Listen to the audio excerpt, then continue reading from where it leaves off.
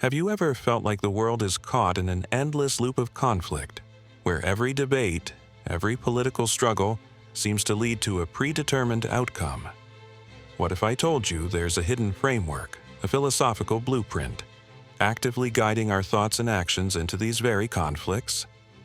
It's called the Hegelian Dialectic, and understanding it is crucial to reclaiming your freedom.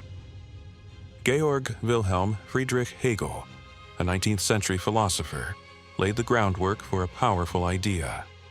His concept of the dialectic, thesis, antithesis, and synthesis, suggests that progress occurs through the clash of opposing ideas, leading to a new, unified solution.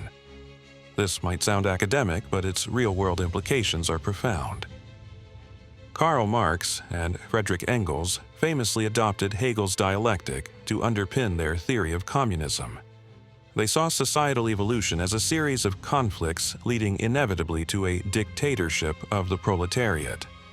Today, this Hegelian Marxist thinking continues to shape our social and political structures in ways most people don't even realize. The Hegelian dialectic is not just a theory, it's a tool of manipulation. It guides us into conflicts that ultimately lead to a predetermined solution. When we remain locked in this dialectical thinking, we cannot see beyond the manufactured choices presented to us. Every time we passionately fight for or against an ideology, we are playing a role. We become unwitting participants in a grand design to advance a specific agenda. The synthetic Hegelian solution to these conflicts can only be introduced if we all take a side, pushing the agenda forward. The Marxist global agenda, fueled by this dialectical process, is moving at breakneck speed. We see its manifestations everywhere, expanding domestic police powers, invasions of privacy, land grabs, and even insane wars against inanimate objects. These are all assaults on individual liberty. The only way to truly stop these encroachments is to step outside the dialectic. This act of intellectual liberation releases us from controlled and guided thought. It allows us to see the strings being pulled and to cut them. Hegelian conflicts steer every political arena on the planet. From the grand stages of the United Nations to the major American political parties, and even down to local school boards and community councils, the pattern is the same. Debates are framed, sides are taken, and a solution emerges. Dialogue and consensus building are primary tools of the dialectic. But don't be fooled. Terror and intimidation are also acceptable formats for obtaining the desired goal. The ultimate third-way agenda that emerges from this process is nothing less than world government. The dialectic thrives on division. It's active in every political issue that encourages taking sides. Think about environmentalists versus private property owners, Democrats versus Republicans, pro-choice versus pro-life, or isolationists versus interventionists. The list is endless. No matter the issue, an invisible dialectic aims to control both the conflict and its resolution. It leads everyone involved into a new cycle of conflicts, perpetually moving towards a preordained synthesis. We are constantly being herded, often without realizing it. Let's clarify what the Hegelian dialectic actually means. Merriam-Webster defines it as a process of change in which a concept or its realization passes over into and is preserved and fulfilled by its opposite. Its development through the stages of thesis, antithesis, and synthesis.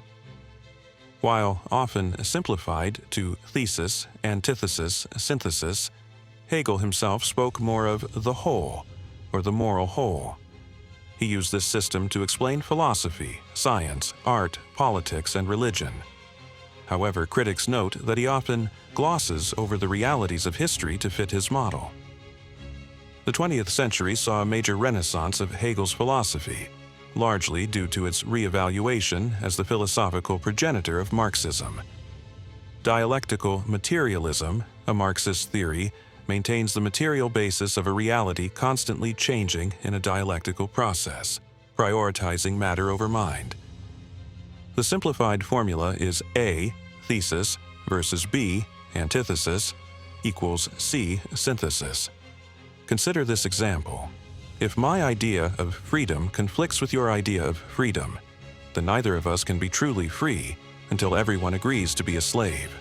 This twisted logic reveals the true nature of the synthesis.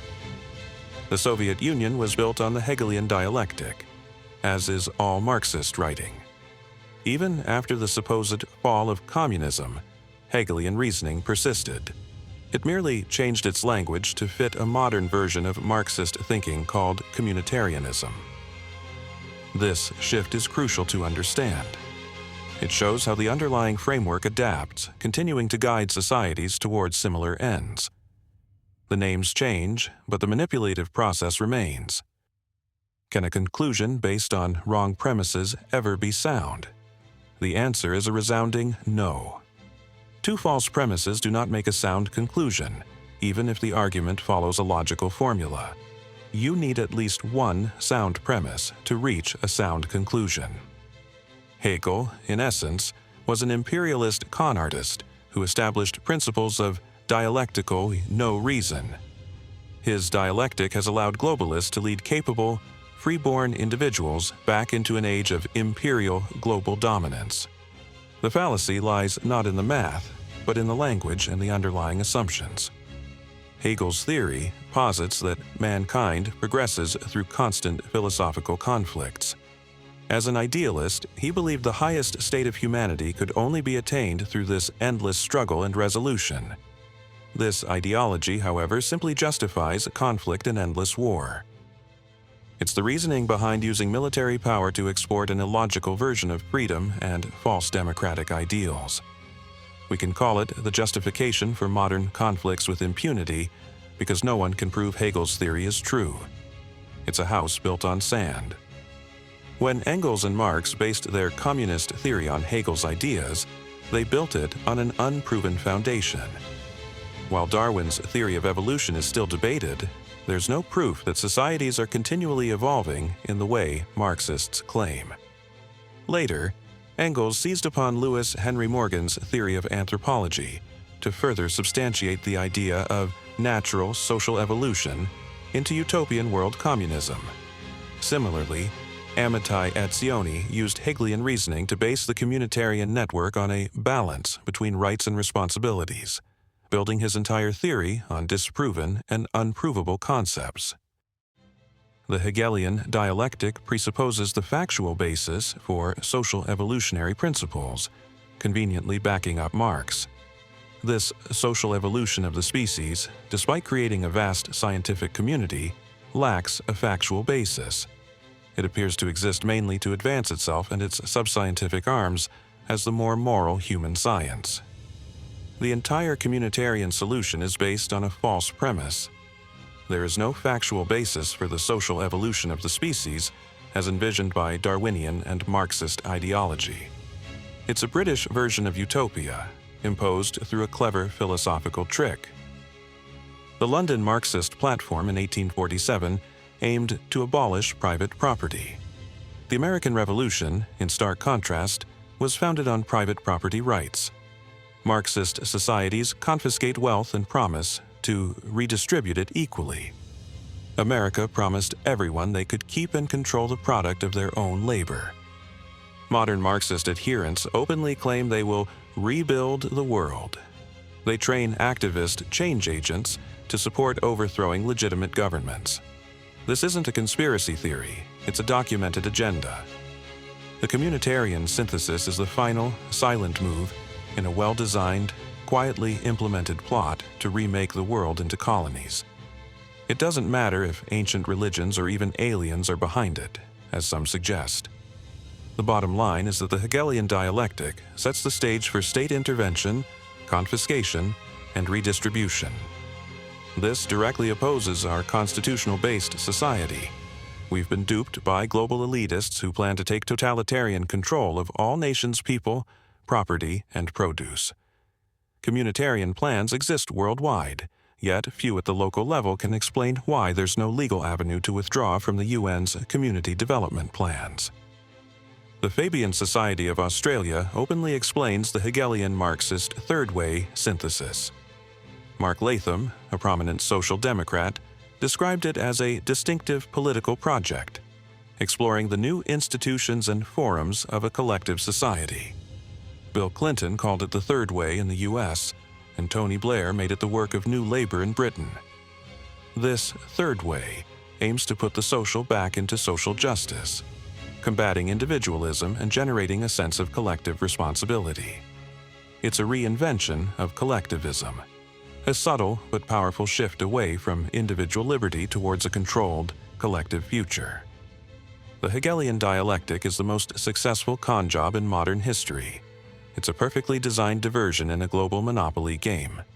But once we understand what's truly going on, we can cut the strings and move our lives in original directions, outside the confines of this dialectical madness.